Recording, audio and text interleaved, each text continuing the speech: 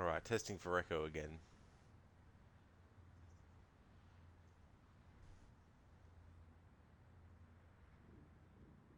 Echo. Alright, there we go. So I think it's fixed it now. Unfortunately, I had to end the stream to fix it, which is annoying too, because when it comes to exporting this playthrough to YouTube, there's going to be 50 parts to it when there should only be 2. Which is one of the other reasons why I didn't have a YouTube channel for a long time, is because I was having an issue when it was the early days of streaming. Listen to you a little quieter now, but no echo or weird skipping. Oh yeah, I wouldn't be surprised what's going on with headset settings and everything. Knowing my luck, can't win.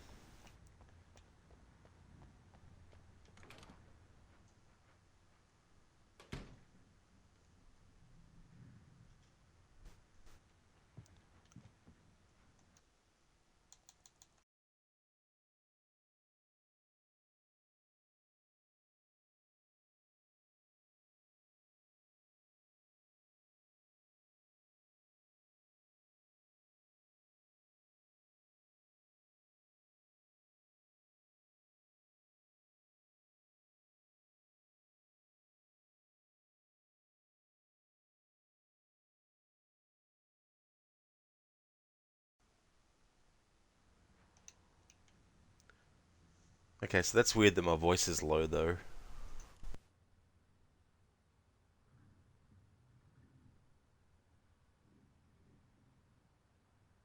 Or is that fine now?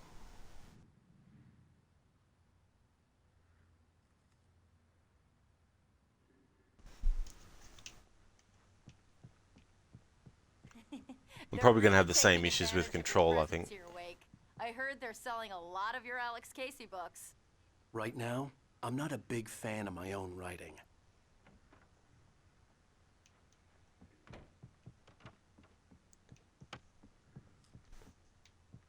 Maybe I should become a streamer that doesn't talk on stream. That might help. At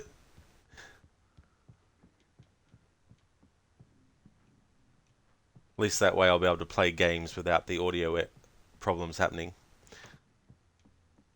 Because then my headset will be plugged into my television, not my controller.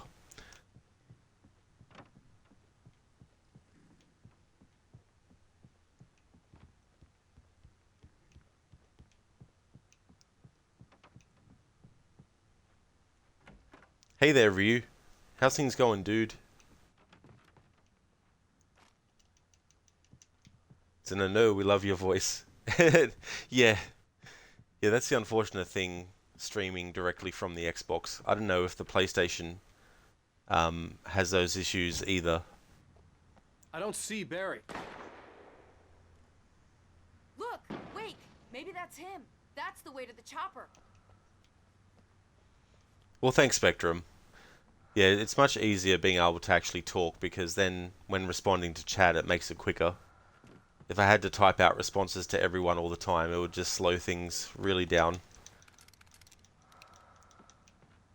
You going well, Ryu? Oh, that's excellent to hear. I was actually talking earlier about the prices of PS5s here.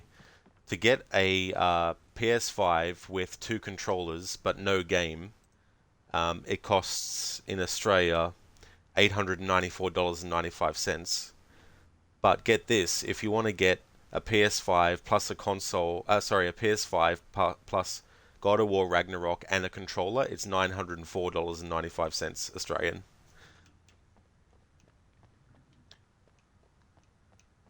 So it'll be a long ass time before I get a PS5. By the time I get one, the PS8 will probably be out. Yeah, Ryu, it's not cheap. That's for damn sure. And that's only at one place. That's EB Games, is how much that is at. And the thing is, like, I could say, oh well, I'll just wait till the PS5 Pro inevitably comes out. But the problem with that is, when the PS5 Pro comes out, everyone who hasn't got a PS5 yet will be like, oh, I'll get a PS5 base now. That'll be much cheaper, right? And then and then merchants will be like, "Hehehe, we can charge heaps for the PS5 because we know that there'll be a lot of people that will want it when the PS5 Pro comes out." So, you know.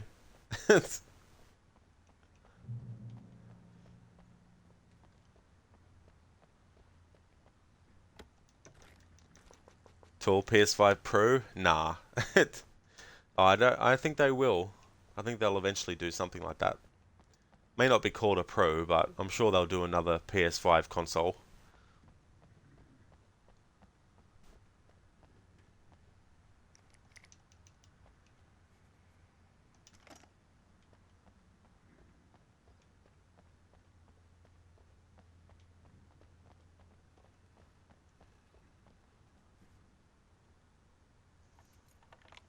I mean, even if I wanted to get like a PlayStation I'm gonna 4, give Pastor Howard a piece of my mind about this lock. Ugh, I told him to get it fixed.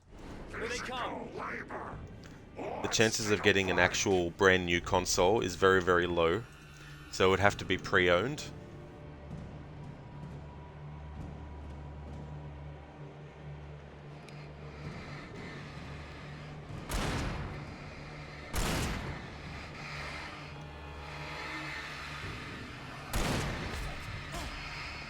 And a standard PlayStation 4 refurbished is $318 Australian. So it's pretty cheap.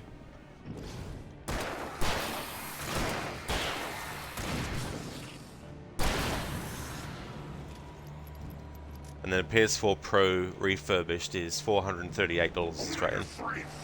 So it's not cheap, but might be a better option than waiting to buy a PS5. At least I'd be able to rebuy. At least I'll be able to buy Alan Wake again for PS4. I'm sure that the remaster would have been for that too. And here I die. That's why I don't like to talk and play at the same time. Spectrum, welcome back. You had some issues with Twitch, did you? Oh, that really sucks.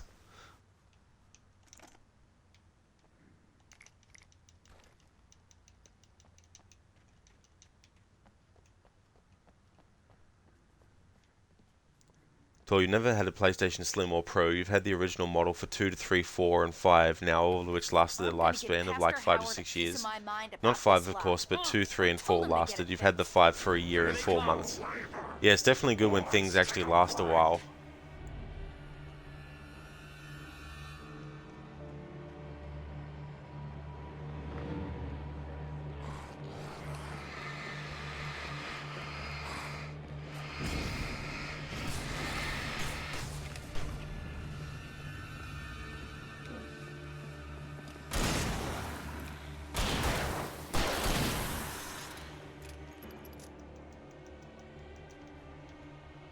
Omega-3 fatty acids are good for your heart.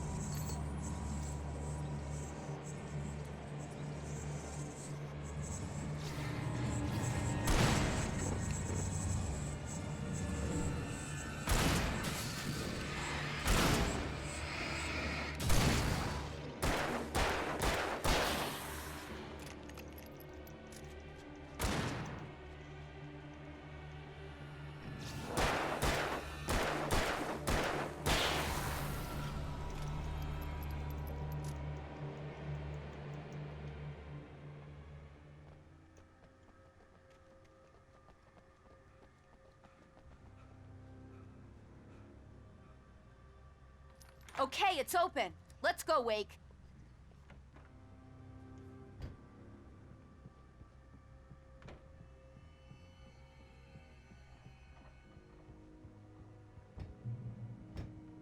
We're almost there. We'll have to go through the basement to get to the parking lot. Yeah, there's no way going through the crypt will turn out to be a bad idea.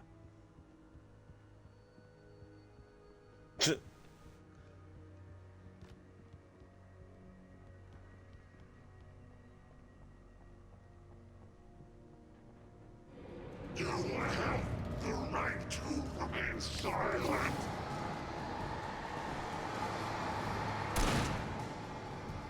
Stop! Gah! No! Get off me! Did you call 911?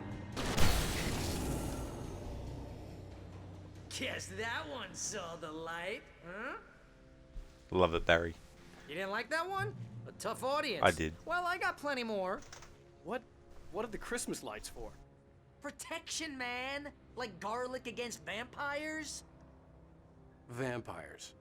The helicopter's just across the parking lot and up the hill. Come on!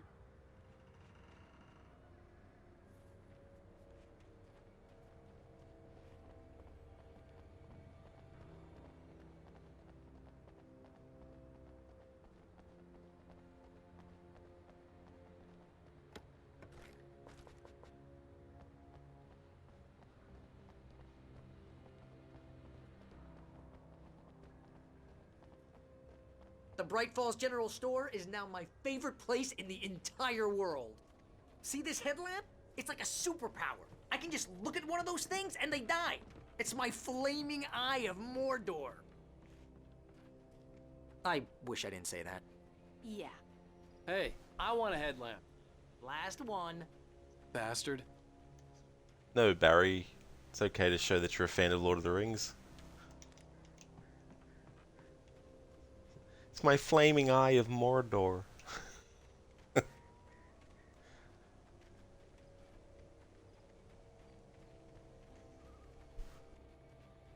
When someone throws a damn school bus at your head and you're about to take a helicopter ride with someone who may or may not have a pilot's license, you're cleared for departure to Night Springs. No offense, Sheriff.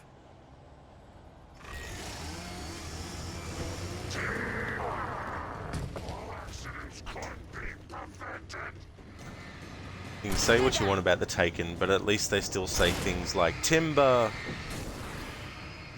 If they were golfing, they'd still say four. Stay back! Helicopter's just up the hill. I'll need a while to prep for takeoff. Don't take too long. Run! I wanna Get to the outta here. chopper! We make us stand now, or there'll be nobody left to get to the chopper.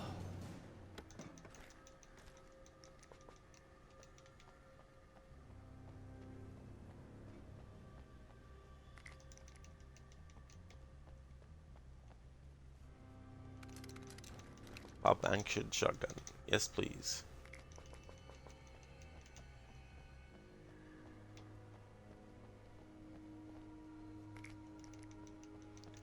So this part we can use up as much ammo as we want, because in the next part we get it taken off us anyway.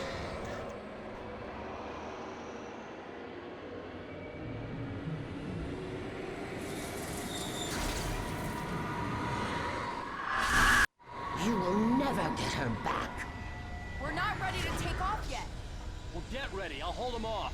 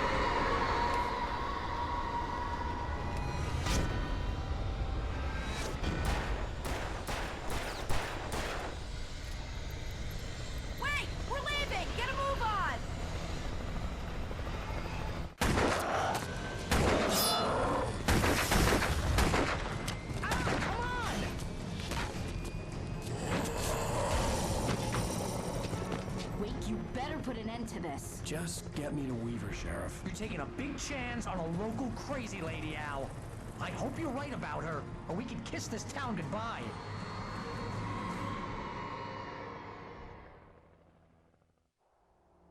Oh, you did, Ryu? Oh, that's great that you have. Your biggest influence is both an artist and a writer.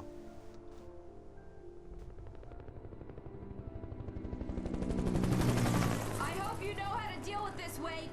I guess you New Yorkers are used to rough situations like this. Right. The city's a war zone. King Kong, mutant alligators, and Alex Casey shoots the place up every weekend. Look, I never even carried a gun until a couple of days ago. Well, my dad used to be a cop there. Tells some pretty wild stories. Stuff like this? No, just normal bad stuff. Kinda like your books, Wake. I used to tease Dad that he was just like Alex Casey. You've read me. Oh, sure. You're a pretty good writer. A little heavy on the metaphors, maybe. Nobody's ever said that before. We're coming up on the power plant. See the lit building over there? And that's the dam further up the river. I can't land here. I'll take her down the road across the river. Just get me there, Sheriff.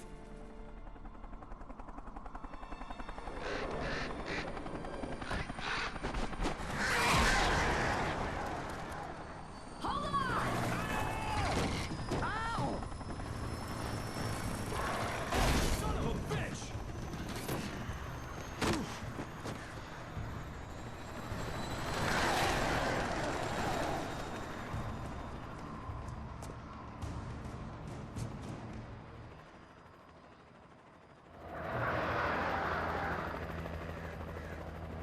Wait, we're gonna have to shake these things. We'll meet up at the plant.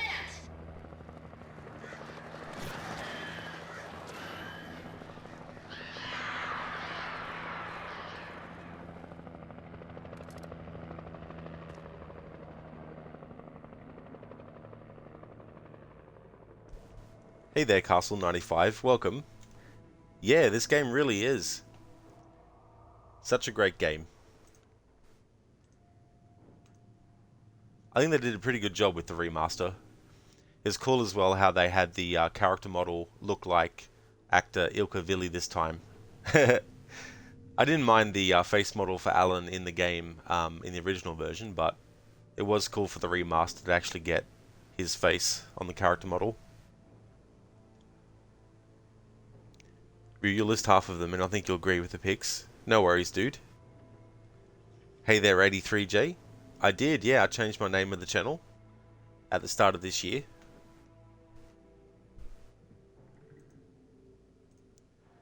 Street Fighter plus Mortal Kombat, TMNT, The Simpsons, DC plus Marvel, For the door to open. and martial arts movies starring the likes of Jackie Chan and Bruce Lee. Oh yeah, absolutely. Yeah, they definitely are what you're inspired by. Yeah, that's okay, Jay. Yeah, you knew you weren't going crazy. Yeah, so I changed it to this. It's a shorter name, but I wanted to keep Rod as well. But I wanted to get rid of the horror aspect of the name, just because some people might have thought that I was only a horror streamer, and then when they found out I wasn't, might have just left. So I wanted to be a bit more true to what I actually do on the channel, which is, you know, games of all the different genres. Horror, sci-fi, action, you know, thriller, all that type of stuff.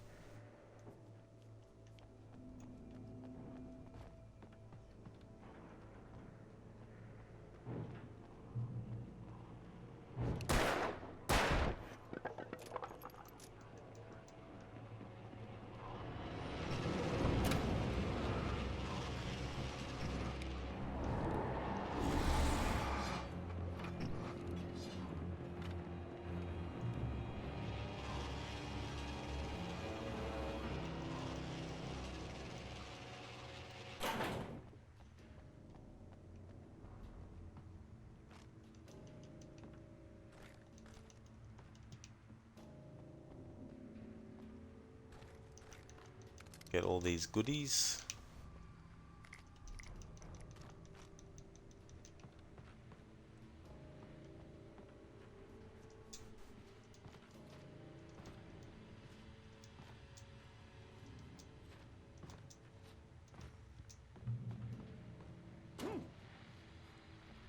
could work for a night person.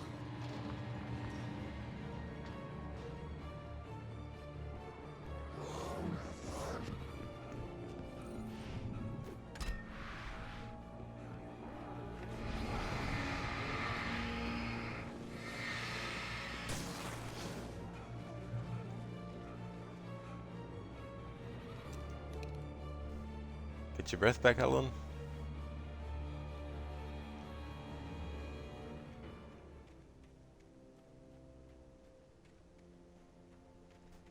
Got to cross the transformer yard, which is always more than meets the Power eye. plant glowed in the night. It was close, but I had to find a way across.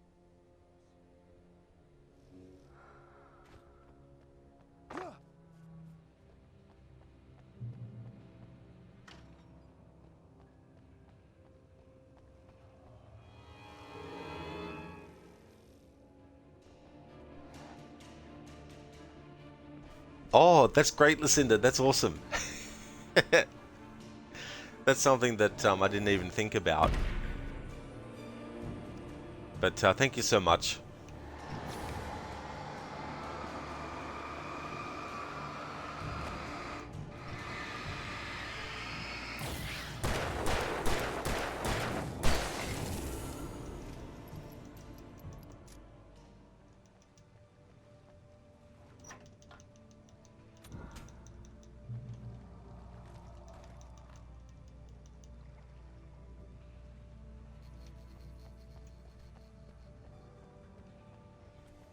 Most of us are skilled professionals. Most of us, not all. Wait.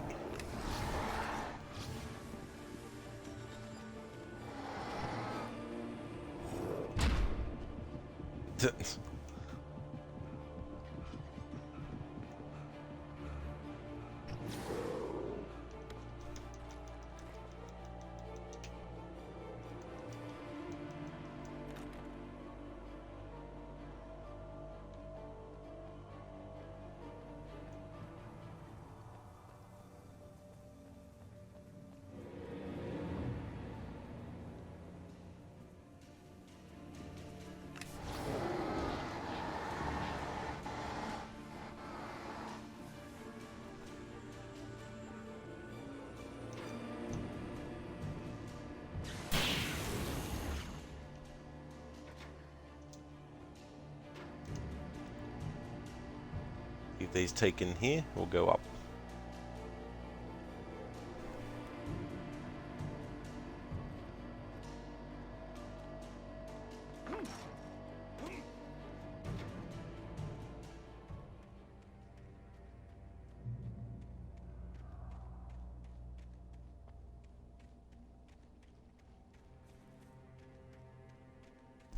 And there's one more Night Springs episode that you find in the game, which will be coming up soon, and I may as well play that one as well.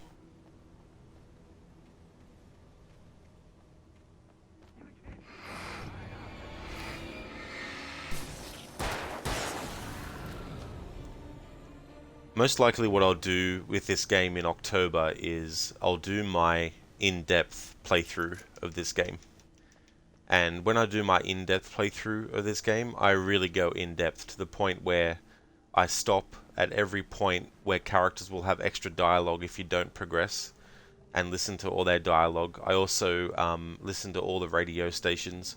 I also watch all the Night Springs episodes. I also read all the documents and signs and everything like that you come across.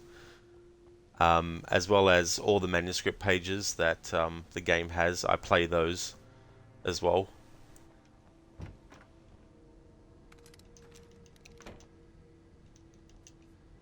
Castle, the red chairs you find in the game are apparently a reference to Twin Peaks. Yeah, that's a thing. To this day, I still haven't even seen Twin Peaks. I know about it and all that type of stuff, but I've never actually watched it at all. And that heavily inspired Sam Lake with this game. And it also inspired the makers of Silent Hill as well.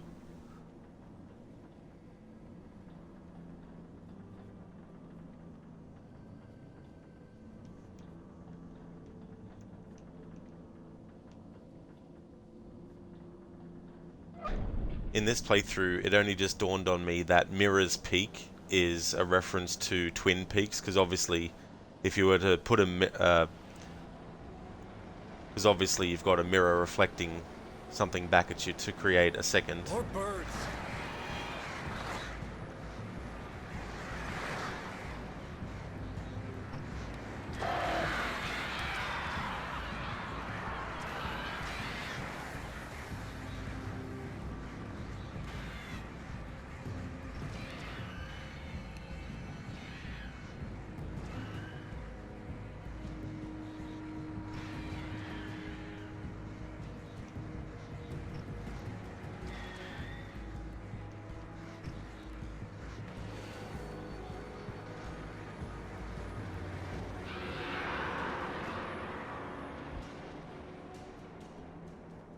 Castle never got into Silent Hill or Resident Evil. You always got them mixed up all.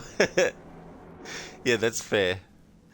Yeah, I'm a big fan of both. I'd have to say though, Capcom's treatment of Resident Evil has been a far sight better over the years than Konami's treatment of Silent Hill. So for me, Resident Evil came out on top between the two. But my favorite Silent Hill game is still Silent Hill 2. Spectrum Twin Peaks was great. You'd love to see it again, then watch the new ones. Yeah, that was interesting that they did some new ones. It was a long time later, wasn't it? Quite a few decades later that they did some new ones. That's kind of cool that he was willing to do more. I quite like this Night Springs episode because it talks about the concept of a plot hole in writing. Are we men dreaming of being butterflies, or butterflies that dream of being men? Such philosophical concerns are by necessity abstract. And yet, some of us can find concrete proof of the nature of our existence in Night Springs. Tonight's episode, an absence of creativity. Hello, Martha. What did you want to show me? Oh, Lydia, thank God you're here. Please, it's in the basement.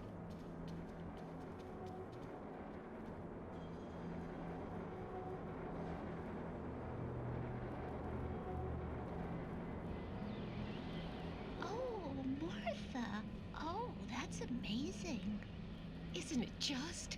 I found it here this morning. It's like it isn't there, but... Oh, I can't look straight at it. Yes, I'm sorry about that. Oh, how did you get here? Well, I'm trying to work. Did you put this thing here? In a way. To be more precise, I put everything here but that. Really? But what is it? Oh, I guess the temptation is to call it a hole, but it's really an absence, a profound lack of reality. In Martha's basement? Yes, I was doing so well, too. I came up with two old ladies and put something really weird in the basement. It was a great start, but I'm completely blocked now. I can't imagine what I was up to. Well, surely it's just an ordinary basement. Is it? Why did you call your friend here, then? Well, I don't know. Oh, well. Couldn't you just ignore it? Oh, no, I couldn't do that. It would probably turn into a plot hole. Might be one already. Could sink the whole enterprise. Oh, my. Listen, ladies, not to be rude, but I'm really not at all sure where I'm going with this, and you're just not helping. You should just go back upstairs for a cup of coffee while I try to figure out what I'm up to. Well, if you think that's best. Maybe I should just stop here. Or is that too moronic? Is that too moronic? Indeed. Who can tell? It's a fine line between the stupid and the sublime.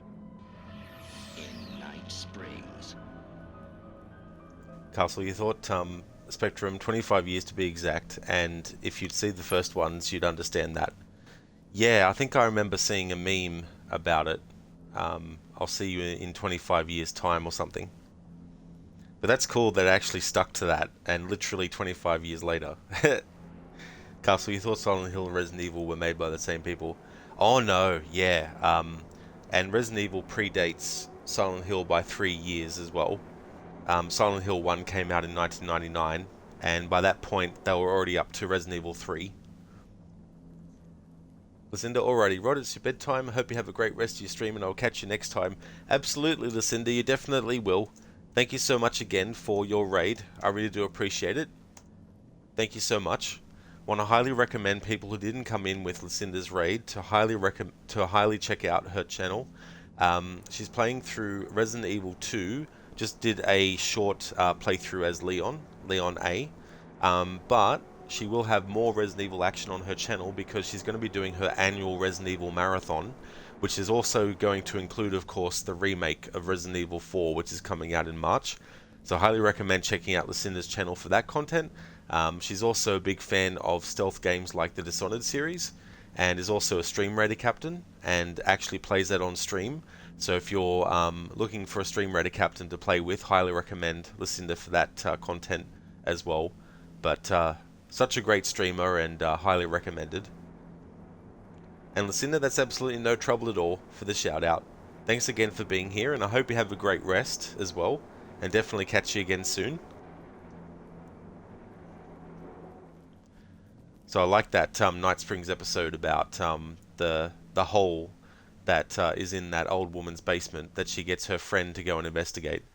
And I like the idea how the writer actually had that whole setup, but then he didn't know where to go with it, which is very much a writer's thing, you know, trying to figure out what your story is going to be and what's going to happen, and then getting to those points where you don't quite know where you want the story to go next, and so you reach sort of like a dead end. And you could keep writing, but it could become a plot hole by that point. And I quite like that kind of idea in a Night Springs episode. That's the last one in the game. We managed to lose the flock. You're almost at the power plant. Keep going. We'll give you support.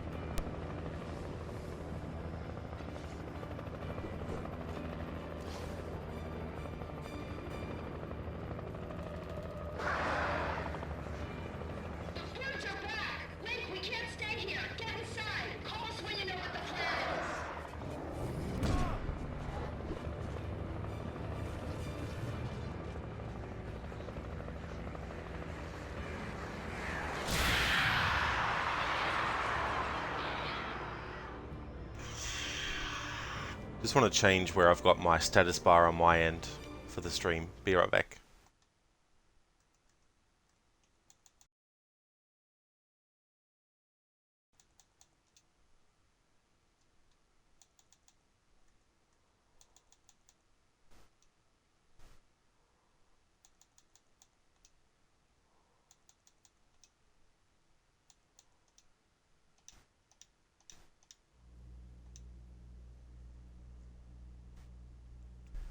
There we go, that's better. Now I can actually see the mini-map in the top left-hand corner of the screen.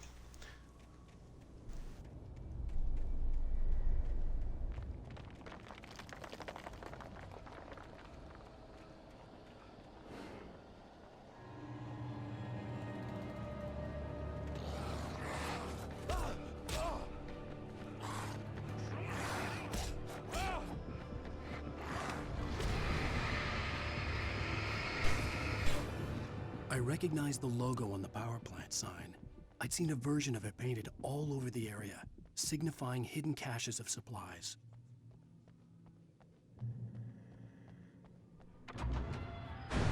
Hold it right there! Miss Weaver! Cynthia! I'm a friend! Prove it! You knew Zane! Thomas Zane! You're the Lady of the Light in the song! You can help me! About time! Young man, I've been waiting a very long time for you.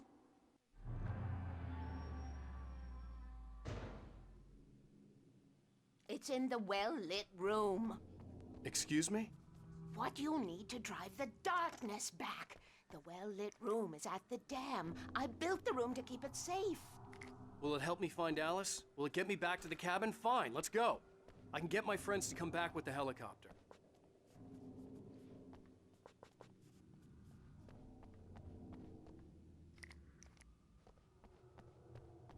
Oh, we won't go outside. Never at night. That's rule number 1. You've been breaking the rules, young man, and where has that gotten us, No, I have a secret route, a lit route, an old water pipe.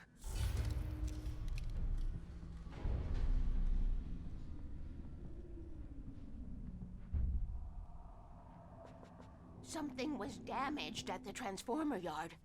It's draining all the reserve power. Without it, the pipe will go dark. The power to the yard must be cut. Let me guess. You want me to do it? Young man, you're the one who likes to break the rules. I can't be outside in the dark.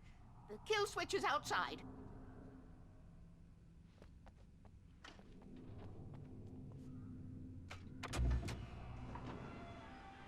I do believe so, Spectrum. Yeah, I don't really know much about that character, but I do remember seeing that Cynthia Weaver here was inspired by that character from that show. Hurry! The switch is on the wall facing the shore.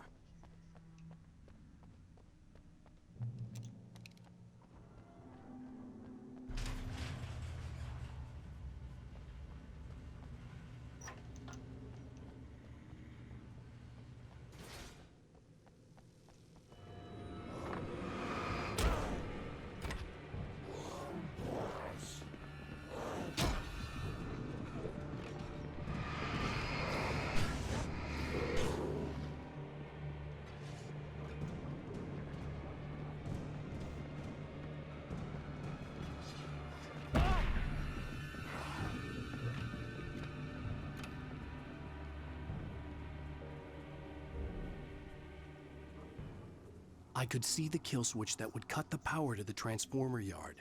Now I had to find a way to reach it.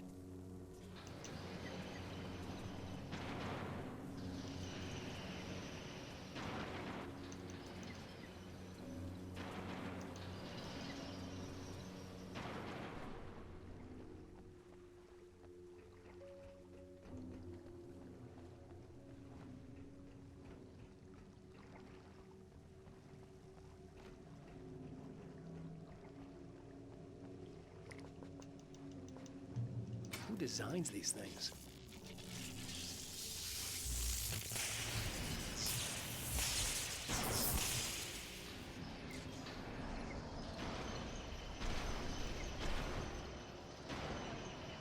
The transformer yard went dark and dead.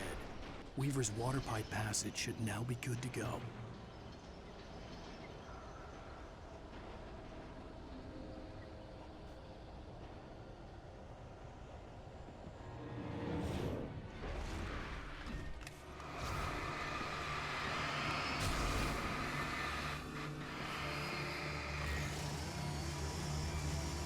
Take care of your tools.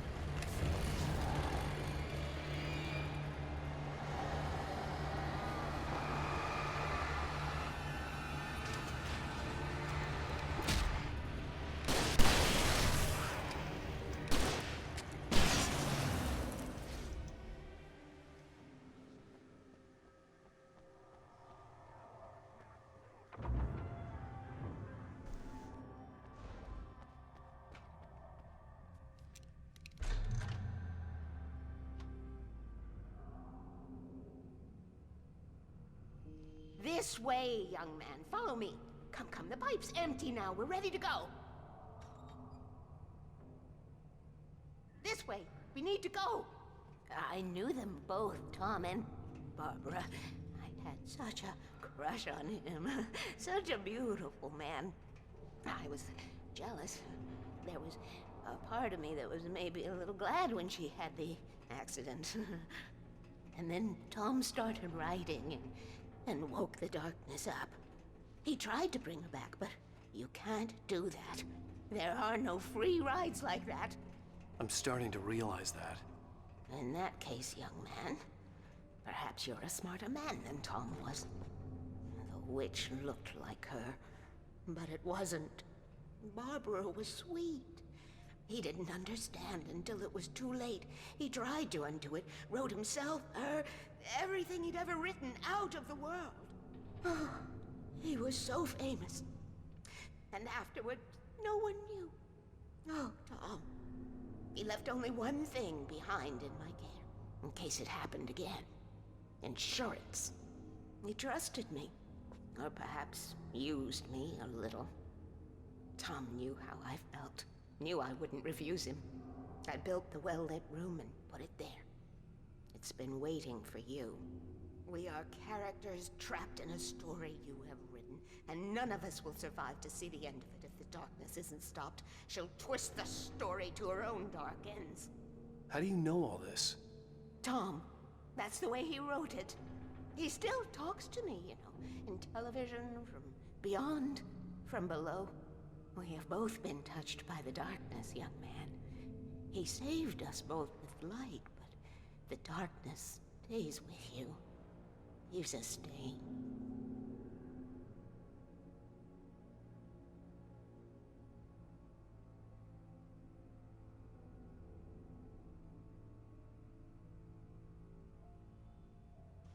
So there's some really cool info that we learn from Cynthia Weaver there about Thomas Zane and what he tried to do when he woke up the Dark Presence in Cauldron Lake, and how it took over the body of his wife, or his lover, Barbara, and basically corrupted her fully and took her over, and then she became the host for the Dark Presence from that point on.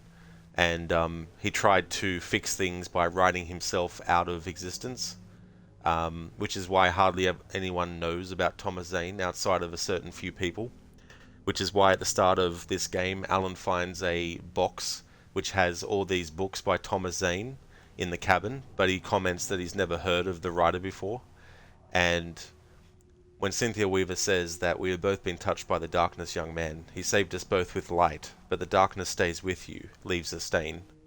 So essentially, the Dark Presence, it can take you over completely, like the Taken enemies are taken over completely. And if that happens, there's no way to save you. You're essentially forever damned, and the only way to bring you any peace is to get rid of the darkness around you and then kill you after the darkness has been dissipated. That's the only way that you can kill the Taken. But there's also characters that the Dark Presence just basically touches and uses like puppets temporarily. Alan's one of them, Cynthia Weaver is another one of them, Thomas Zane's another one of them, and Rose is also another one of them too. And when she says, the darkness stays with you, leaves a stain, means that once you've been touched by the Dark Presence, you're never 100% again for the rest of your entire life. So that's quite a very chilling thought. So Rose will always be affected by the Dark Presence for as long as she lives, because it used her to try and lure Alan into a trap to stop him, because the Dark Presence wants to take over the world, and it's been trying to manipulate Alan Wake to make him write a story using his talents plus the magic in the actual lake itself to bring things into reality. So it basically wants Alan to write into existence that it takes over the world. But Alan, eventually, a part of him realizes what's going on and actually starts to write an escape for his character into the story. And that's why at the start of the game, he ends up getting rescued by Thomas Zane and is able to drive away from the cabin long enough so that the presence, the Dark Presence's influence isn't as strong. But he'll be forever tainted by the Dark Presence as well. So there's all this really cool stuff that Cynthia was talking about then. And she also mentions how Thomas still talks to her in the television and all that kind of stuff. And this is spoilers for the end of this game, but when Alan switches places with his wife in the Dark Place, essentially she hears Alan's voice sometimes in televisions and things like that, just like Cynthia could hear Thomas Zane's voice sometimes. Oh, thank you so much, Spectrum. Thank you for subscribing to the YouTube channel. That's awesome of you to do. Thank you so much. I really do appreciate that. I most recently started a YouTube channel to act as an archive for all my streams. So there's a link to that YouTube channel. And who knows, in the future I might actually add some original content to that channel that won't be on the Twitch streams.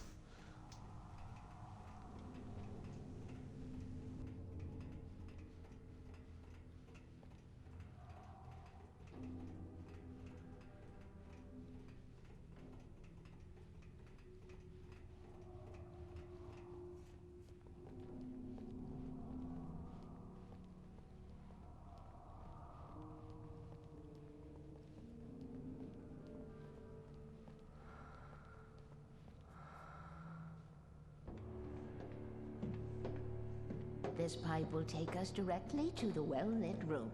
Okay, I need to call my friends, tell them where we're going. Hello? Al! Barry, we're headed to the dam in one of the pipes. Meet us there. Okay, I'll tell Sarah. It's Sarah now? Whoa! No! For the sweet love of... Barry! Barry! We gotta go see if they're okay. They're probably dead.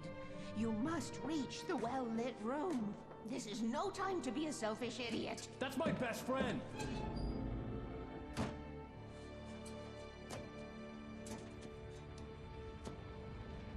Well, be a fool. I'll use the pipe. I'll meet you at the dam if you make it.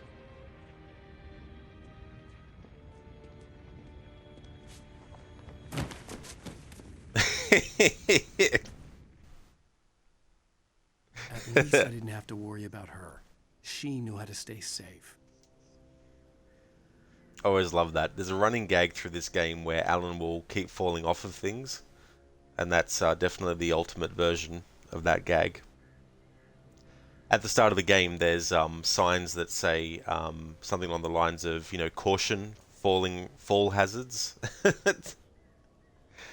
But in typical Alan fashion, you know, he does that big leap after a very heroic deed or a heroic goal, and then just falls on his ass. Which is exactly what would happen to me in real life. If I did something like that, I'd fall down like that too. But I like how Cynthia says to Alan, you know, fine, be a selfish idiot. But the funny thing is, what's ironic is Alan wanting to save his best friend Barry is actually the most selfless thing that Alan could actually want to do. So Cynthia's definitely very wrong in saying that Alan is being a selfish idiot by wanting to sacrifice potentially his own life to save the life of his friend.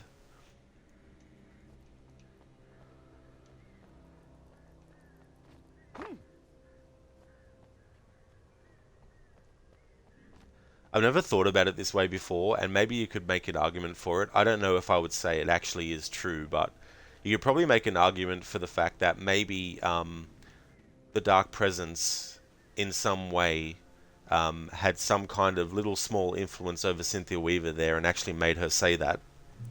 Maybe something subconsciously in her mind was being manipulated by the Dark Presence in that moment. Because the Dark Presence still has some kind of influence over things, regardless of how self-aware Alan is becoming as the writer of what's going on.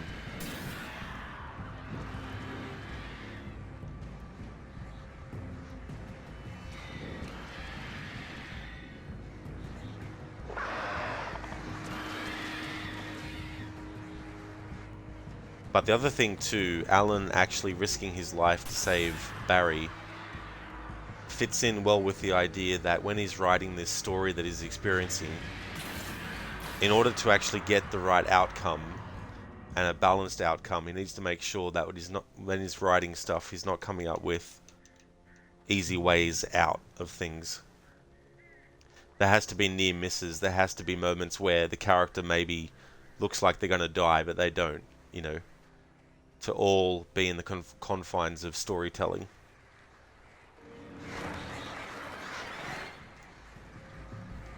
Because it's one of those things where Alan can't just write, all of a sudden the Dark Presence was defeated and never came back again and everyone lived happily ever after. He could write that, but it wouldn't be genuine and the Dark Presence would still be in existence. And so he can't just do easy shortcuts like that with writing his story that's happening.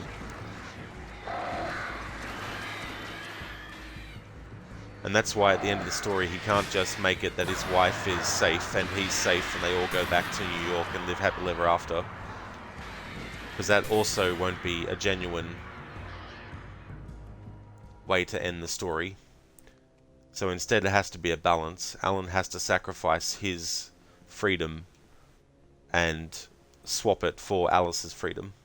Like Alice's imprisonment, I mean, in the dark place, which is where she's currently stuck.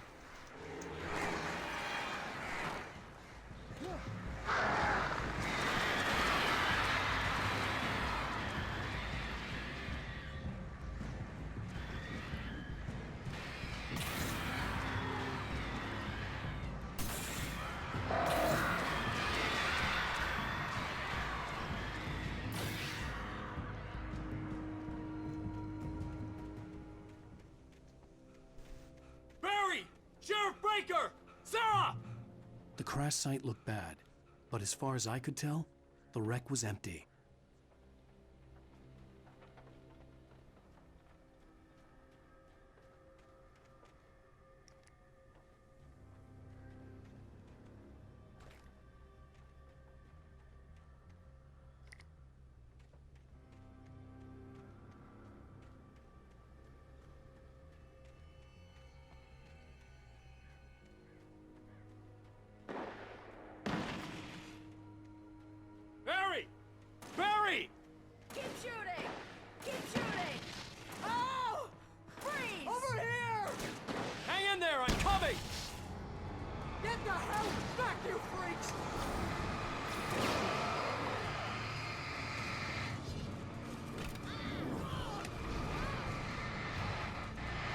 In this part here, you don't have to hang around Barry and Sarah. They'll be fine. You can just keep on going to your goal. And the game won't be like, hey, go back and save your friends, otherwise we'll cause a restart. They'll eventually actually spawn in exactly where they need to be once we reach the top of the dam. You can't beat a good hide.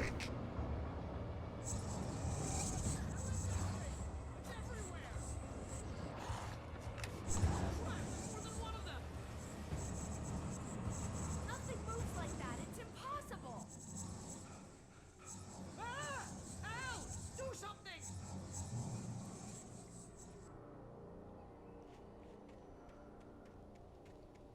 Was that it?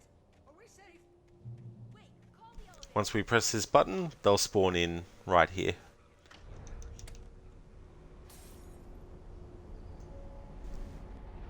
Heads up! Here they come. Oh no! Oh no! They're coming! We have to hold them off! Get back! Fight them off!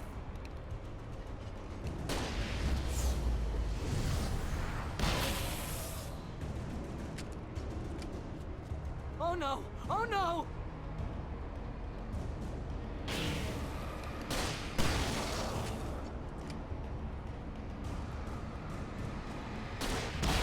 Hold it right there! I swear this is the slowest elevator in the world! Keep shooting!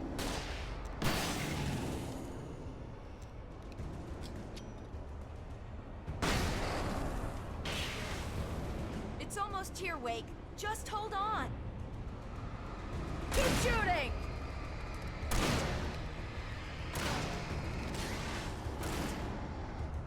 A little help here.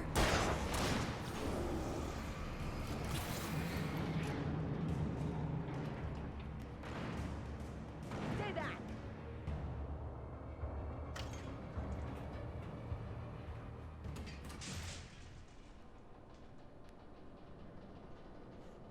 We're almost there.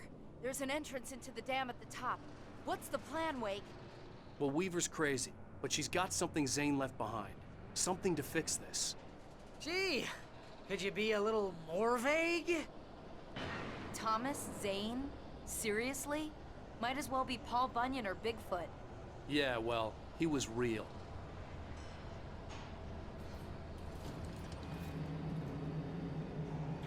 Let's be careful, okay? Oh, jeez, I hate this.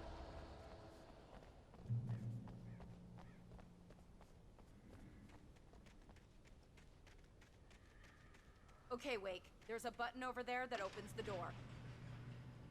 I think something's broken. Hold the button down so we can get in.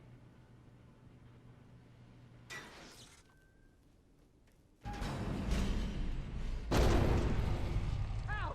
Ow! Wait! What's going on? We can get to the dam through here. What's happening out there? You guys go ahead and find Weaver. She should be in the dam now. I'll have to make it alone through the top. Okay, Wake. Good luck. Don't get yourself killed. Ow! Please, be careful! I'll take good care of Barry, Wake. You just look after yourself.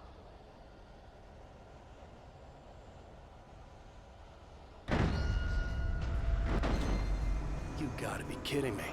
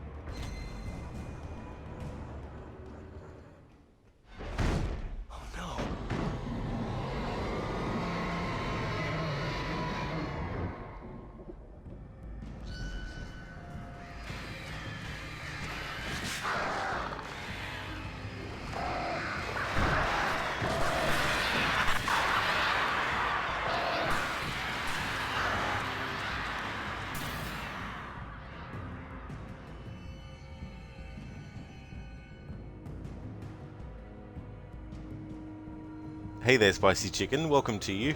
I hope things are going well.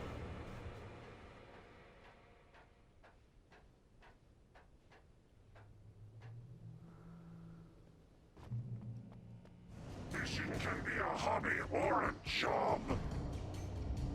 I was ridiculously outnumbered. The searchlight could even the odds.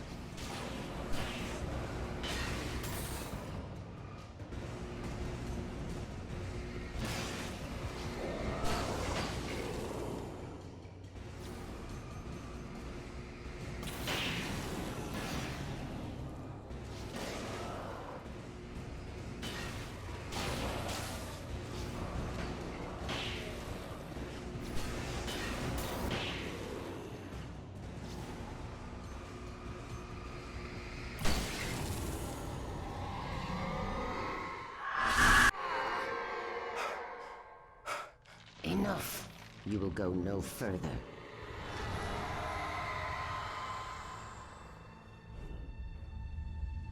Stop. Stop now.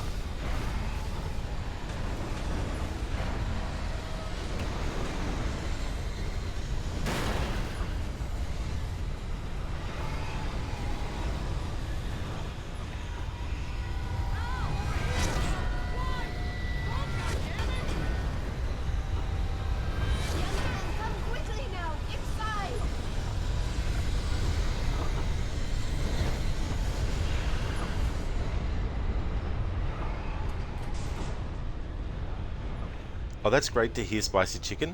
I'm glad to hear that it's going okay. I'm glad I was wrong, but it was a foolish chance to take. Don't worry about the noise. We're safe here.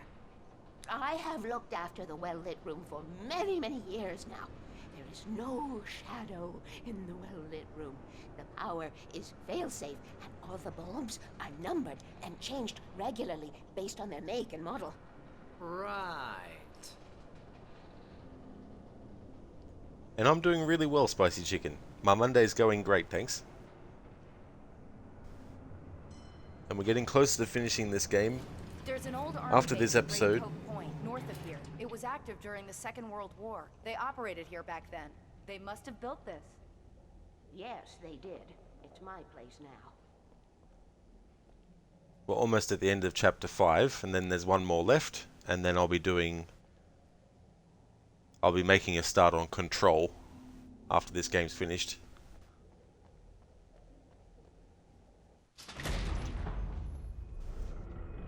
Take it, and I won't need to worry about the room anymore, because 6 and 33 and 118 need changing soon, and I don't want to climb up the ladder to change them because it's very late, and I'm tired.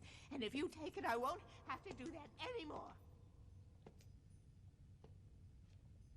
The page was autobiographical, a memory from my childhood. But I didn't write this. It was a page written by Thomas Zane. None of them were supposed to exist anymore. Alan, 7 years old, would fight sleep to the bitter end. When he did sleep, he soon woke up, screaming, the nightmares fresh in his mind. One evening, his mother, sitting by his bed, offered him an old light switch. She called it the clicker, and flicking the switch would turn on a magical light that would drive the beast away. To imbue the talisman with all possible power, she added that it had been given to her by Alan's father. Alan never knew him, and anything of his took on mythical proportions in his mind. With the clicker firmly in his hand, Alan finally slept like a baby. Now, almost 30 years later, Alan thought of this as he stood on the rim of Cauldron Lake, the clicker in his hand. He took a deep breath and jumped. My mind swirled. I'd given the clicker to Alice, yet it was here. Zane had written it into existence, in a story I had written. I can get to her now. I can finish this.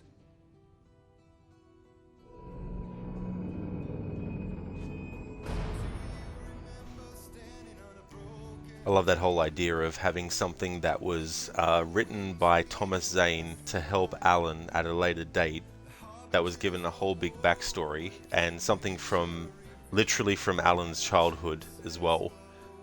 That clicker, which earlier in the story we saw him give to Alice, and it somehow was written into existence to be in that box for all those years, 30 years or more, put there by Thomas Zane. And I kind of like that idea, this idea that someone in the past put something in place that in the future helps someone else greatly.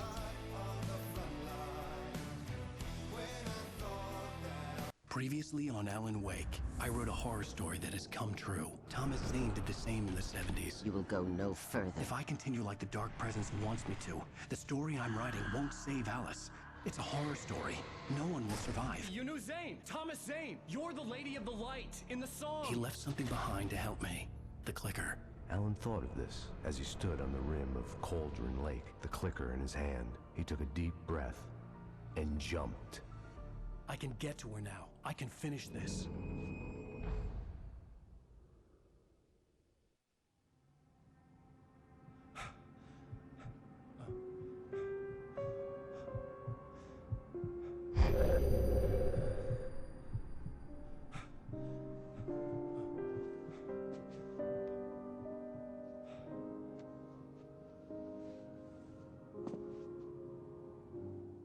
I had a hangover.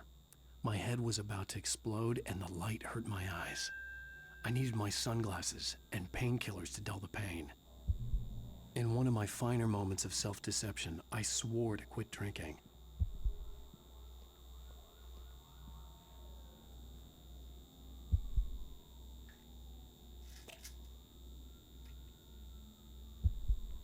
The pills worked fast. the prospect of being awake started to seem bearable again.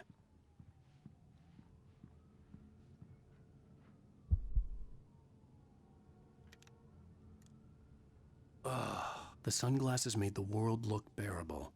Now I could keep my eyes open without feeling like a vampire in the sun.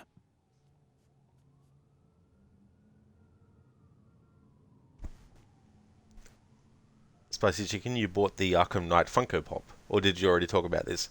No, I don't think you have. No, that's cool that you bought that.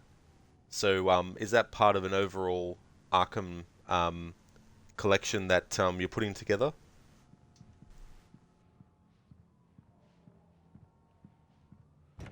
There was a message waiting for me on the machine. You have one new message. Al!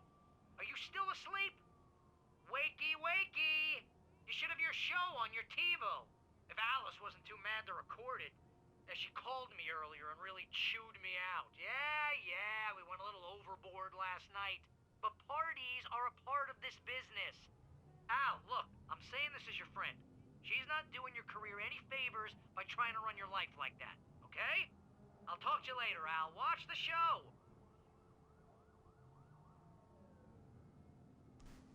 Spicy Chicken, you just found the Knight alone. You bought it because you always liked his design, not the character himself, because he sounds like an angry 13-year-old on Call of Duty. Yeah, that's a good way to put it. Talk show the previous night, talking about my latest book. The show was supposed to be waiting for me on our TiVo. So here on the television, we're going to see the live-action actor for Alan Wake, Ilka Villi, being on a talk show, and Matthew Peretta, who voices Alan, is obviously dubbing Ilka's voice as well. And we also have Sam Lake, who is actually on the interview as well. He will also look to the camera and give the Max Payne face, because he was the face of Max Payne. He's also a lead creative at Remedy Entertainment anyway as well. So there's also a cameo by him in this interview.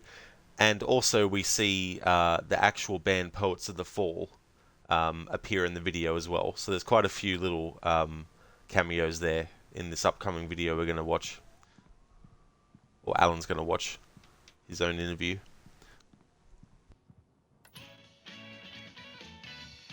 Ladies and gentlemen, welcome back to the Harry Garrett Show. Thank you. Thank you, everybody. We have a great show tonight. I've been talking with the best-selling author Alan Wake about his new book, The Sudden Stop. Yeah, good read. Go buy it. No, it is a good read. Look, I'm gonna be honest here. Is that wise? No, but I'm gonna do it anyway. I got people who give me the lowdown on books. I'm a busy guy. But this one, I actually read from cover to cover. I mean, I'm a big fan. Wow, thanks. Now, this might be a spoiler for those who haven't read the book yet. Based on the sales figures, the 2 people out there who haven't read the book yet. But this last book is all about the death of the main character, the hard-boiled New York detective, Alex Casey. Now, there's been a lot of outrage about this. Why the hell did you kill Casey? What the hell were you thinking, man? Good riddance. No, seriously, though. 7 years and 6 books is a long time. He was a gloomy guy to spend all your working hours with, and it was a good run. But it's time to explore new things. My next book will be a departure from the old for me. You selfish bastard, always thinking of yourself.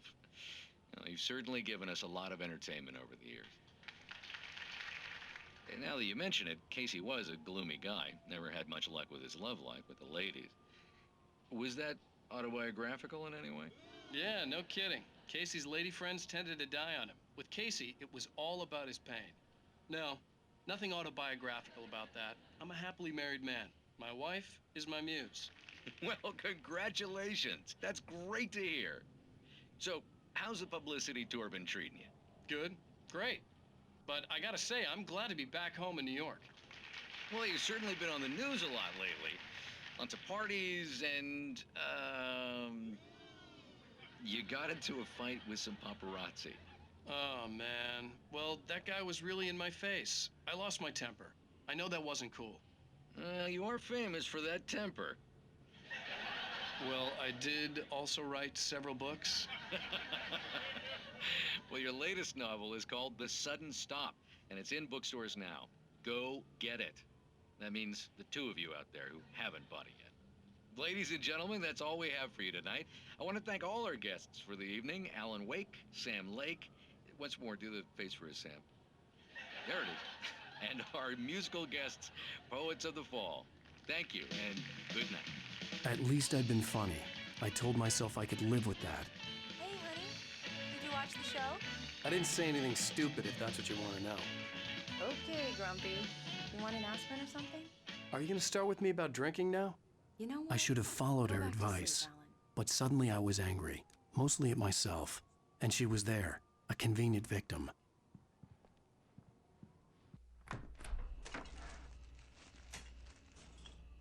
What?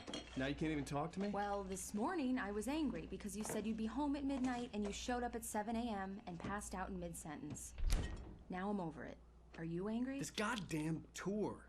It's gotten out of hand. Oh, honey. It's almost over, right? We can get back to normal. Then you can start writing again. I'm sorry, honey. Alan, you're not thinking straight. Just take a shower and go back to bed, huh? Yeah, you're right, honey. I'm sorry. Once this is over, let's go away together. A vacation. Just you and me. Some peace and quiet.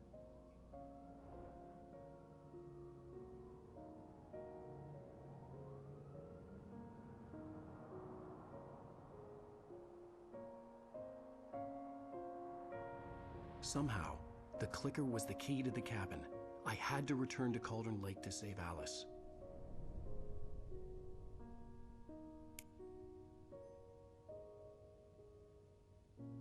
I'm going back to the lake to finish this.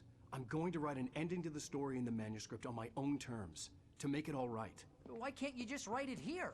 The last page is still in the typewriter. I need to read it first. Everything needs to be just right. Zane tried to cut some corners, and it didn't end well. Okay, ready when you are. I'm sorry, Sarah, but I need to do this alone. Barry, take her gun. Miss Weaver, close the door when I leave.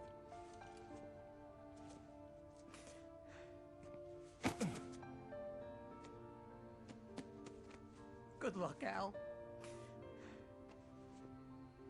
See you later.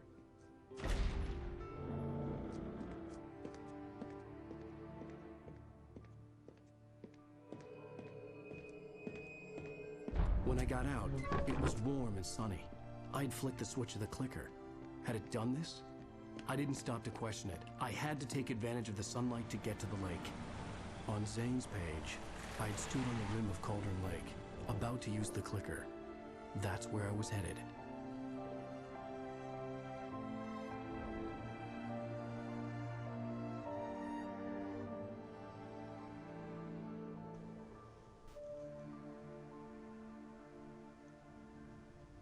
And that's the last time that Alan Alone. sees in Barry ever daylight, again. Surrounded by the beauty of the Pacific Northwest landscape. It was hard not to let doubt creep in one last time. I could still chalk everything up to a dream, a delusion. I had enough imagination to make up something like this, having been in the cabin all this time, trapped in a story inside my head, gone mad from grief over Alice's death like Hartman had claimed. There would be no way of knowing. I told myself it didn't really matter. My course was set.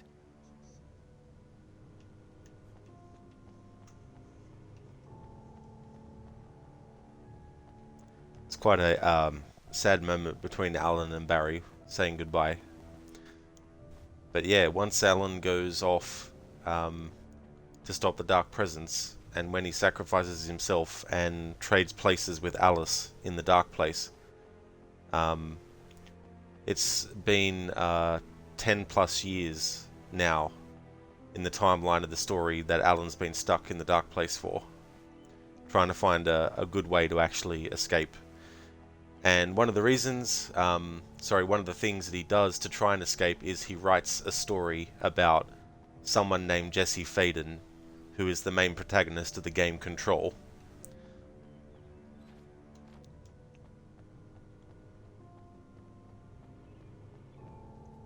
Spicy Chicken, is it wise? No, but I'm going to do it anyway. That's me in a nutshell.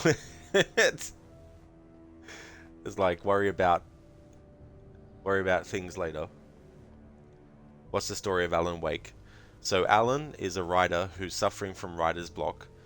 His wife thinks that going away for a vacation to a setting like Bright Falls, this town, will actually help him with his writing. They have an argument at night time and the power goes out. Alan's wife is actually afraid of the dark, but he's so angry that she's trying to get him to write again that he storms off and leaves her behind. And when he hears her screaming, he rushes back, but he finds that she's gone and he thinks that she drowned. Then a week later, he wakes up in a car crash and doesn't have any memory of what happened between his wife going missing and him waking up in the car. And he finds out as he goes on that he's apparently written a book that he doesn't know about, and the book's actually coming to life.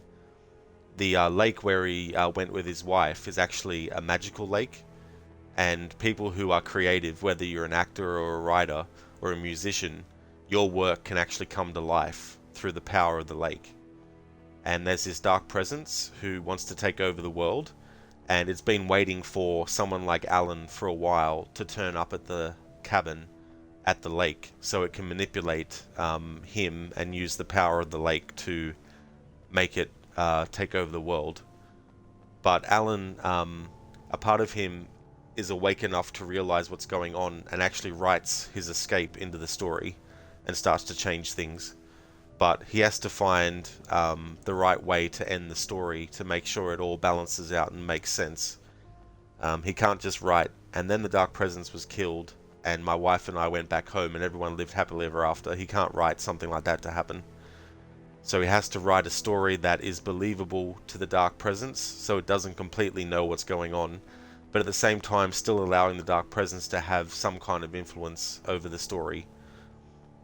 So now Alan is going back to the lake to see what the final page in the typewriter is, so he can make sure to write an ending that is actually balanced and doesn't just basically end with a quick fix. So that's the story of Alan Wake.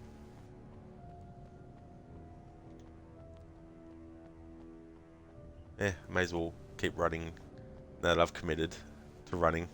There will be another vehicle that we can get along the way.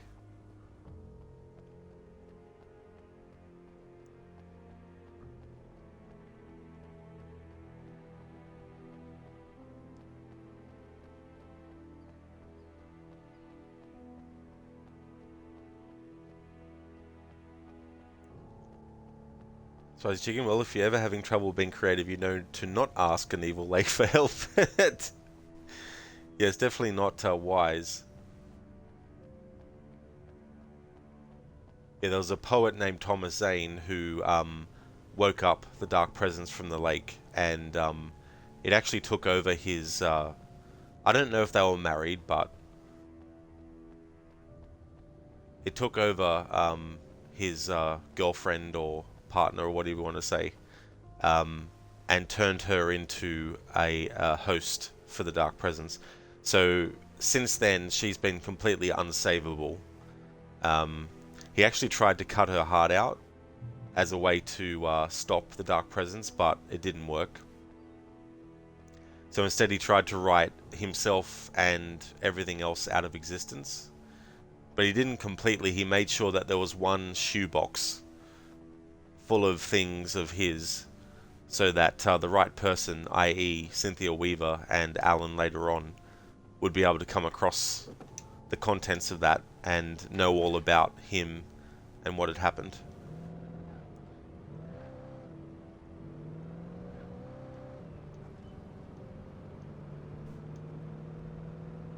Yeah, there's definitely a lot to it, Spicy Chicken. And there's a whole history too with the town that Alan's in. In the 1970s there was a volcanic eruption at the lake and it destroyed the cabin.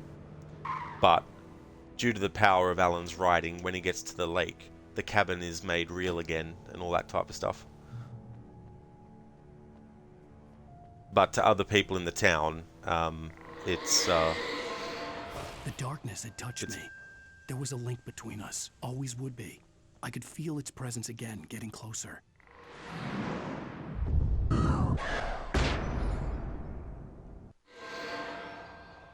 but for many other people, the cabin is definitely gone.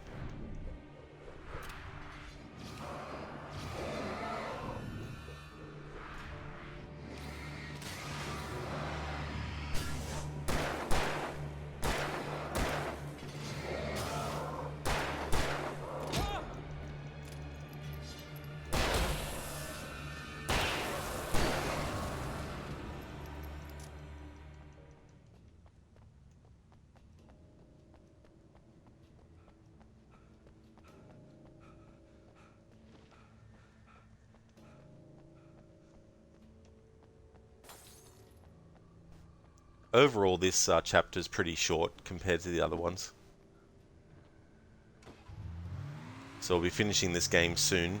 There's 2 extra DLC episodes, but I won't be doing them for this playthrough. But they continue on with Alan trying to become stable after the events of the main game.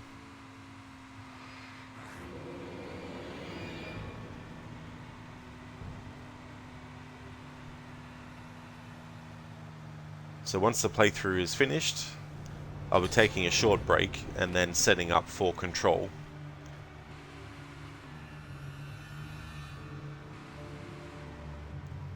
Which is a game that is set in the same universe as Alan Wake, so in that Control playthrough I'll also be talking about spoilers for Alan Wake and Control as well.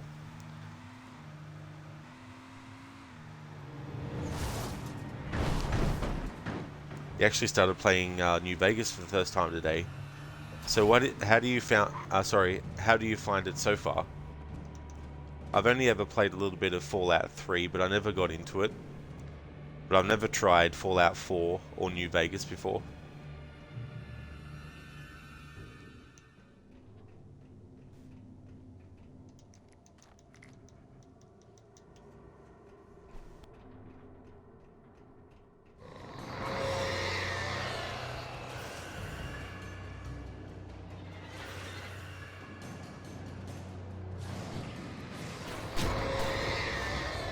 What the hell?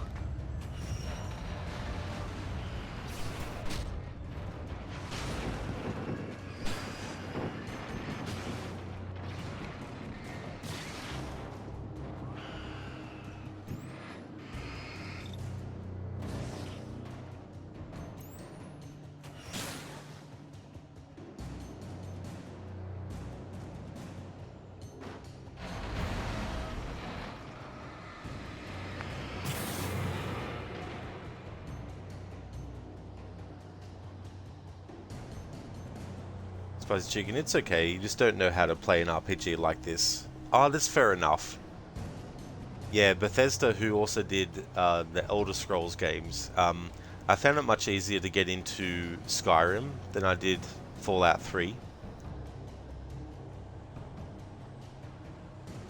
I don't know, maybe it's just the setting. Although, I don't mind post-apocalyptic settings in games and movies, so maybe there's just something about the game itself that I just didn't gel with.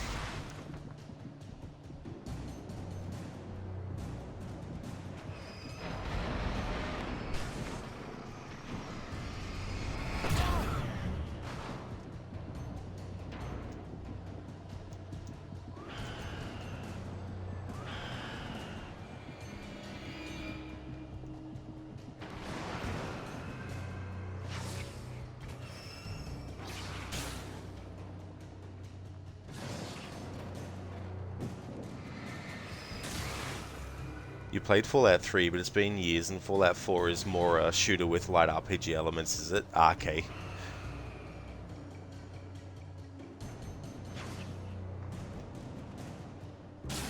It's kind of hard too, as well, like with games that are very time intensive. Like, I feel like there's so many games that I could spend 6 months actually working on. But then I think to myself, there's other games I'd like to play as well. I wouldn't want to just sink 6 months into one game.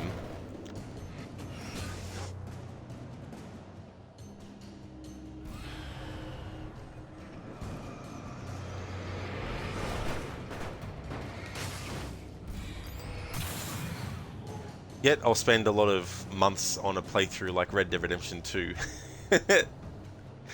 But yeah, there's so many games that people say, oh, you should play this, like Mass Effect 1, 2, and 3. That's 3 big games right there. That would probably take months and months and months to do. And then you got like the Fallout games that people say, oh, you should play Fallout 4 and New Vegas and Fallout 3. And it's like, yeah. You should also play Morrowind and Oblivion and Skyrim. It's like, yeah, you know, it's just... There's just only so many games that I can get to every year. And also, there's only a few games that I like to sink a lot of time into.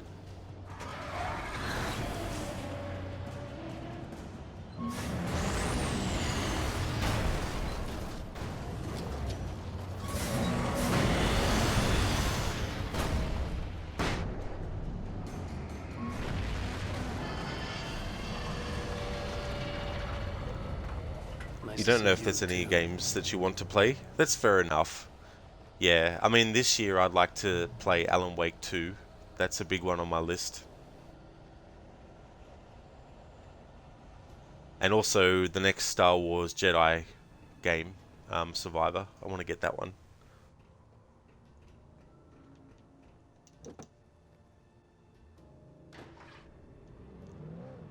I want to play the Dishonored games as well. I've got them.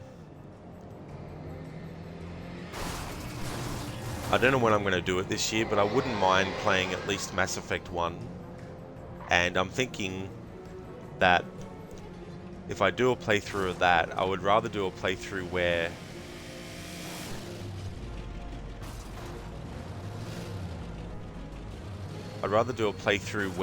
I'm not 100% worried about the outcome I get at the end. More so just to experience the game and say that I've played it. So I was thinking that what I would probably do is a playthrough where I make all the bad choices on purpose, both in dialogue and in action as well, to get whatever the worst ending possible is.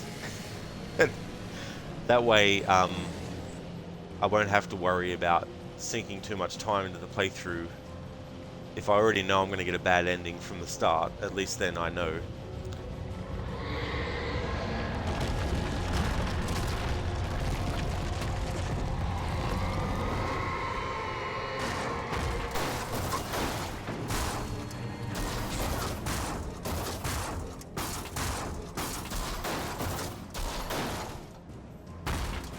Spicy Chicken, you guess you could try out Silent Hill if it's on Xbox.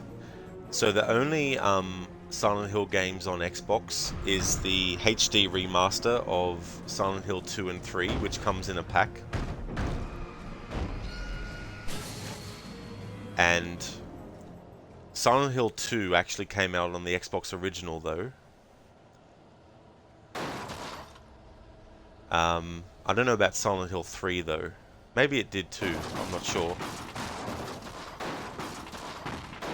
So you might still be able to get the original versions of that, because the HD remasters are absolutely dog shit. They're absolutely atrocious. They're the worst remasters in existence of Silent Hill 2 and 3.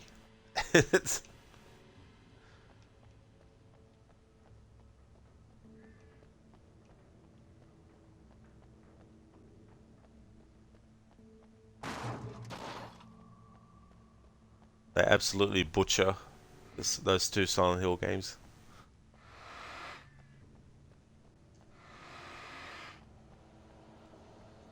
Modern camping equipment is lightweight.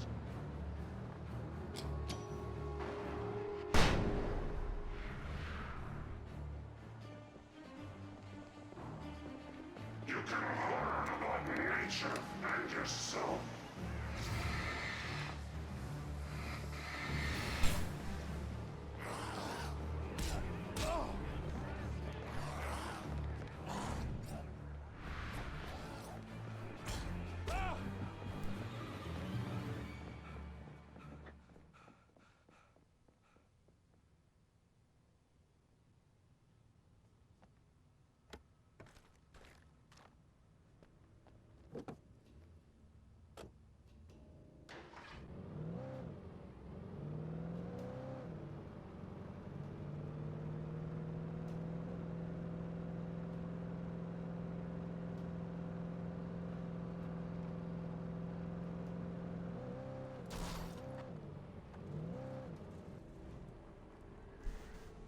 this checkpoint here at the light, I always like to not go into it straight away and actually go into it, because you need to pass through this building anyway and you come out at those steps.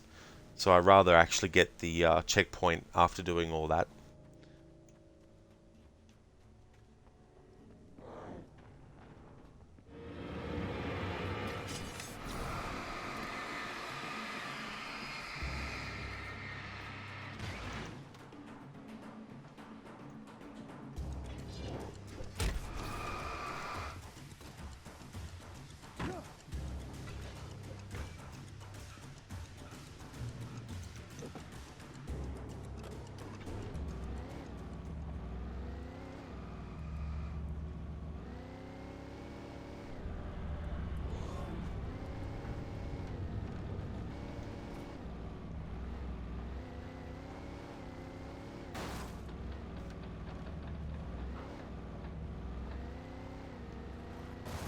I had to get the container out of my way. There had to be a way to power up the container lift.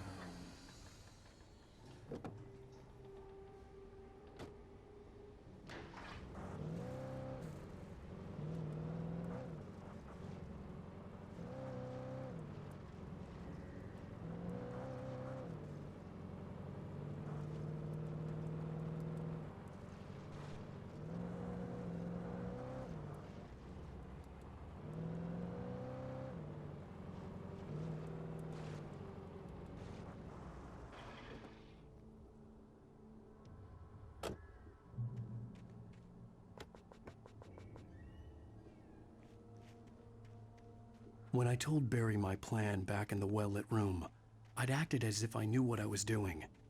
I didn't. I was operating on the shifting logic of a dream. I had to fight my way to the lake through the horrors of the night. I had to flick an old battered light switch imbued with childhood magic.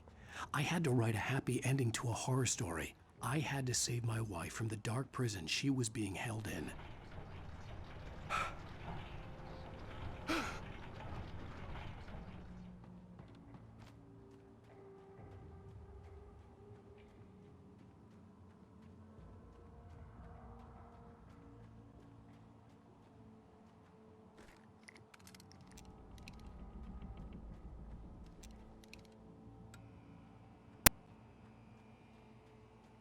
I will never give her to you.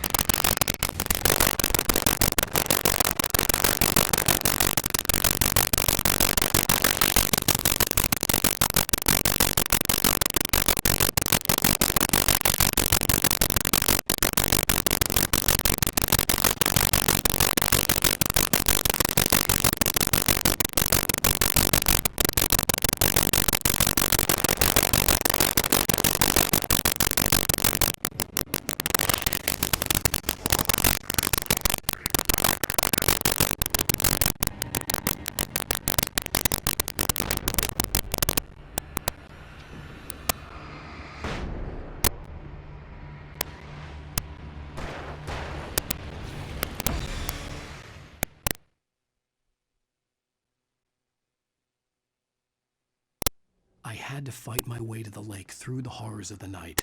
I had to flick an old battered light switch imbued with childhood magic. I had to write a happy ending to a horror